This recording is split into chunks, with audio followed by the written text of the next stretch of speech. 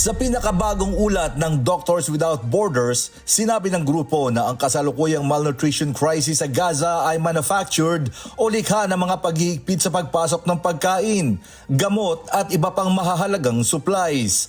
Batay sa pagsusuri ng MSF mula huling bahagi ng 2024 hanggang unang bahagi ng 2026 sa apat na healthcare facilities na kanilang sinusuportahan sa Gaza Strip, malaki ang itinaas ng mga kaso ng premature birth, miscarriage at pagkamatay ng mga sanggol.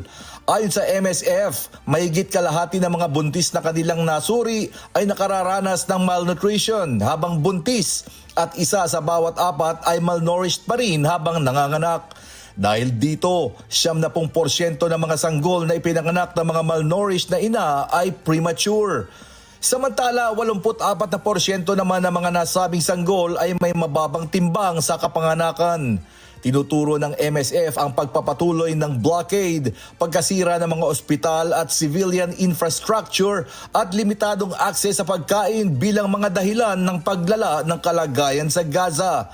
Kabilang din sa tinutukan ng ulat ang kalagayan ng mga bata doon.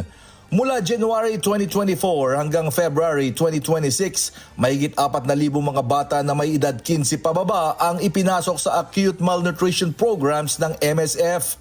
Halos lahat sa mga ito ay 5 taong gulang pababa. Tinutukan din ng MSF ang kalagayan ng mga sanggol na wala pang 6 na buwan. Sa mahigit 500 infants na ipinasok sa feeding programs sa Khan Yunis, 71% ang nasa panganib na makaranas ng poor growth and development. 7% naman sa mga nasabing sanggol ang nasawi. Pinuna rin ng MSF ang Gaza Humanitarian Foundation o GHF, ang US at Israel-backed private organization na pumalit sa malaking bahagi ng distribution ng ayuda ng United Nations sa Gaza.